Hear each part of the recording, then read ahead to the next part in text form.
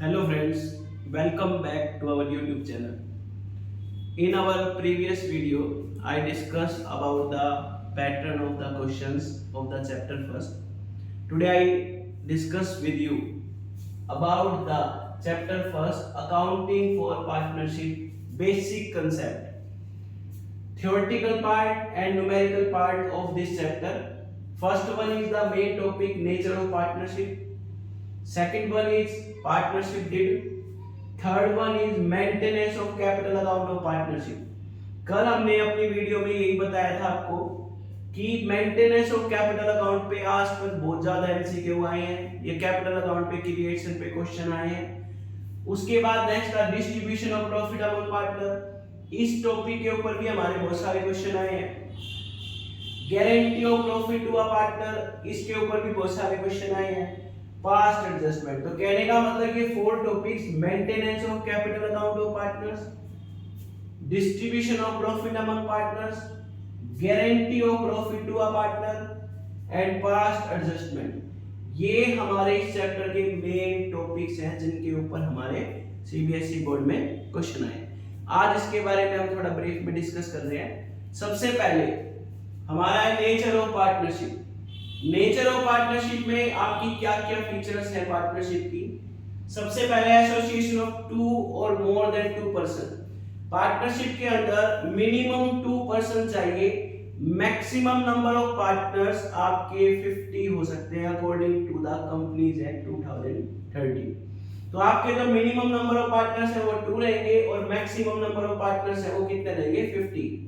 बीच में आपका चेंजमेंट हुआ था कि आपके जो है पार्टनर्स जो है वो हमारे 100 हो सकते हैं, लेकिन दोबारा अमेंडमेंट आया हमारा as per the section 464 of the companies act 2013 maximum partners is 50।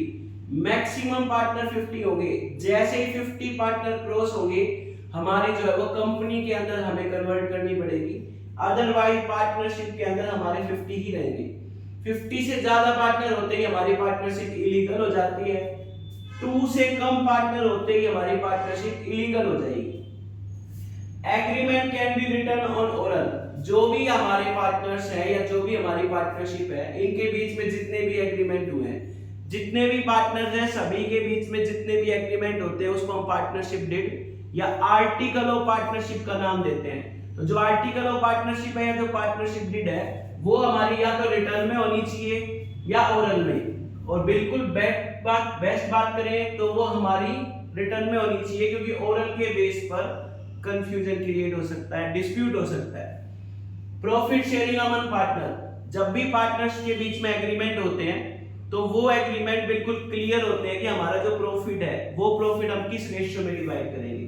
वो रेशियो पार्टनर्स के बीच में डिवाइड होता है।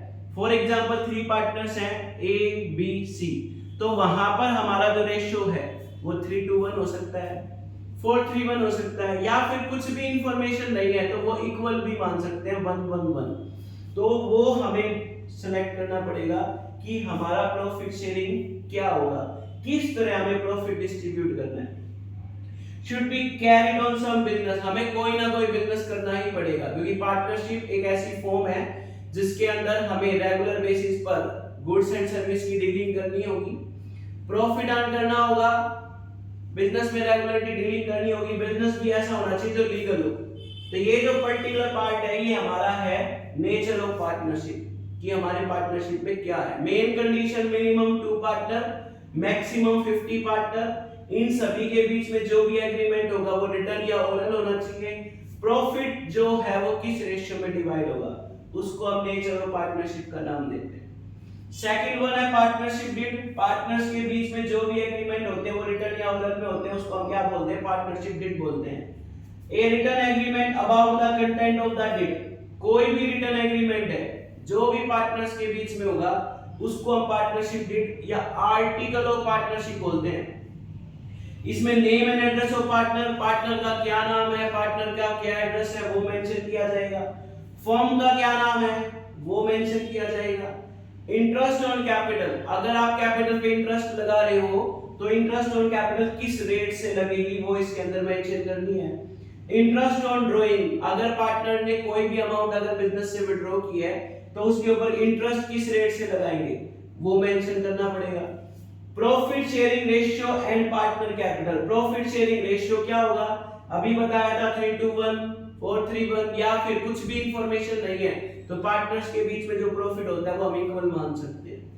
एंड पार्टनर्स कैपिटल, जो भी पार्टनर्स हैं उनके बीच में जितनी भी अमाउंट उन्होंने इन्वेस्ट की है, किस पार्टनर ने कितनी अमाउंट इन्वेस्ट की है, वो सब हमारी किसके अंदर आती है, कैपिटल अकाउंट के अंदर। तो ये हमारा सेकंड पॉइंट था, पार्टनरशिप डीड। रिटर्न एग्रीमेंट होना चाहिए, पार्टनर्स का क्या नाम है, पार्टनर्स का क्या एड्रेस है वो मेंशन होना चाहिए, फर्म का क्या नाम है, फर्म का क्या एड्रेस है वो मेंशन होना चाहिए, interest on capital, interest on drawing की क्या रेट है, प्रॉफिट शेयरिंग रेशियो क्या होगा, पार्टनर्स की कैपिटल क्या है, वो सब हम पार्टनरशिप डीड के अंदर मेंशन करते हैं। तो ये हमारा सेकंड पॉइंट था, पार्टनरशिप डीड। थर्ड पॉइंट है हमारा maintenance of capital account of partner. ये सबसे मेन टॉपिक है, सीबीएसई बोर्ड में इसमें बहुत ज्यादा एमसीक्यू आए हैं, 3 मार्क्स में क्वेश्चन आए हैं कैपिटल अकाउंट के ऊपर। तो वैसे तो हम पार्टनर कैपिटल अकाउंट की बात करें तो पार्टनर कैपिटल अकाउंट 2 टाइप्स का होता है। कैपिटल के अंदर हमारी कितनी भी अमाउंट इंक्रीज होगी, क्या अमाउंट डिक्रीज होगी, वो सब मेंशन की जाती है। अगर कभी भी पार्टनर की कैपिटल की बात करो, अगर कैपिटल इंक्रीज होगी तो हम उसको क्रेडिट करेंगे, और अगर कैपिटल डिक्रीज होगी तो उसको डेबिट करेंगे। तो इस केस में जैसे ही हम बात करते हैं तो 2 टाइप्स के कैपिटल होते हैं, एक फिक्स कैपिटल, एक फ्लक्चुएटिंग कैपिटल। फिक्स कैपिटल का मतलब पार्टनर्स ने जितनी अमाउंट इन्वेस्ट की है वही अमाउंट उनकी लाइफ टाइम बिजनेस में कैपिटल के नाम से रहेगी, या ड्यूरेशन ऑफ द ईयर उन्होंने कोई एडिशनल अमाउंट लगाई है या अपनी कैपिटल में से कोई अमाउंट विड्रॉ करी है तो ही उनकी कैपिटल चेंज होती है, अदरवाइज उनकी कैपिटल फिक्स है। तो फिक्स कैपिटल के केस में हमें कैपिटल रिमेन फिक्स, कैपिटल हमेशा ही फिक्स रहेगी। All adjustment made in current account, जितनी भी हमें एडजस्टमेंट करनी है वो सारी करंट अकाउंट के अंदर करनी होगी। दूसरा हमारा जो अकाउंट है इसके अंदर फ्लक्चुएटिंग कैपिटल है। फ्लक्चुएटिंग कैपिटल का मतलब हमें एक ही अकाउंट बनाना है, कैपिटल अकाउंट, उसी के साथ सारी एडजस्टमेंट करनी है। जिस भी ट्रांजैक्शन से कैपिटल इंक्रीज हो रही है वो कैपिटल के क्रेडिट साइड में आ जाएगी, और जिस भी ट्रांजैक्शन से कैपिटल डिक्रीज हो रही है वो कैपिटल के डेबिट साइड में आ जाएगी। तो ये हमारा maintenance of capital account of partners. इसके बाद नेक्स्ट पॉइंट है distribution of profit among partners. Partners के बीच में प्रॉफिट कैसे डिस्ट्रीब्यूट होगा। Profit and loss are distributed among partner after certain adjustment.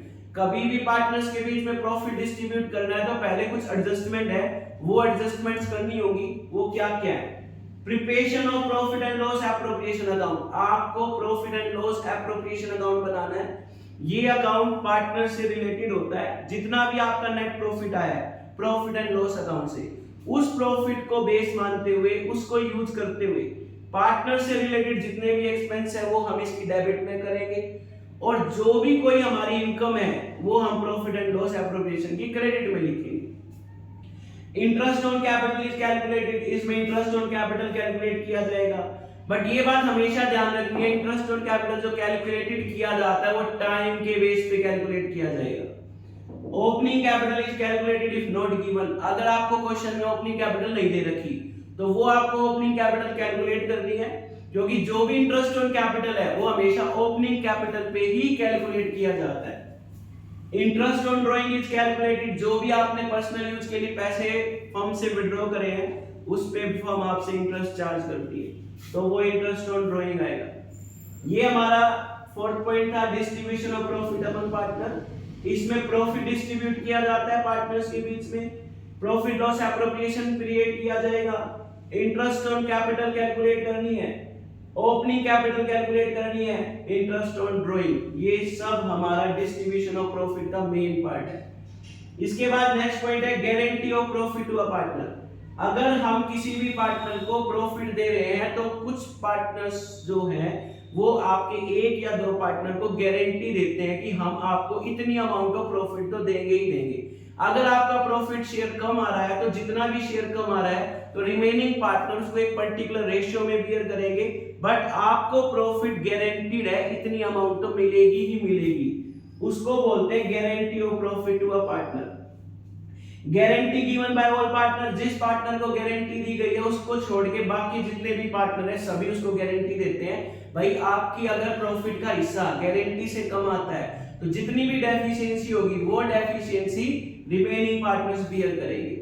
According to question या तो कोई रेशियो होगा, उस रेशियो पे बियर करना है, अदरवाइज जो भी रिमेनिंग पार्टनर का ओल्ड रेशियो होता है, ओल्ड प्रॉफिट शेयरिंग रेशियो, उसी में बियर करते हैं।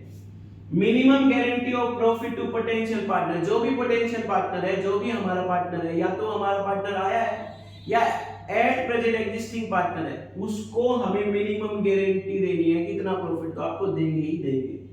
Guaranteed amount is adjusted in profit and loss appropriation account, जो भी आपकी गारंटीड अमाउंट है वो आपको profit and loss appropriation account में एडजस्ट करनी है। जितना भी नेट प्रॉफिट आएगा after adjustment of the appropriation of profit, interest on capital, salary, commission, interest on drawing, जो भी प्रॉफिट आता है उस प्रॉफिट को हमें डिस्ट्रीब्यूट करना है।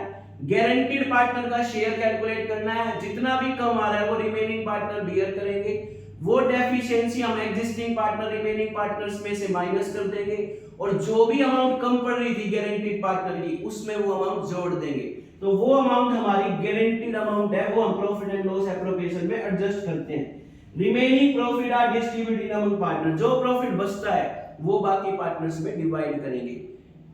ये हमारा पॉइंट था, guarantee of profit to a partner. Next है past adjustment, single adjustment entry. आप किसी रीजन की वजह से इंटरेस्ट ऑन कैपिटल पे करना भूल गए, इंटरेस्ट ऑन ड्राइंग चार्ज करना भूल गए, पार्टनर्स को सैलरी, पार्टनर्स को कमीशन, जो भी एप्रोप्रिएशन ऑफ प्रॉफिट है वो आपने चार्ज करना भूल गए हो, तो उस केस में आपको एक सिंगल एडजस्टमेंट एंट्री करनी पड़ती है।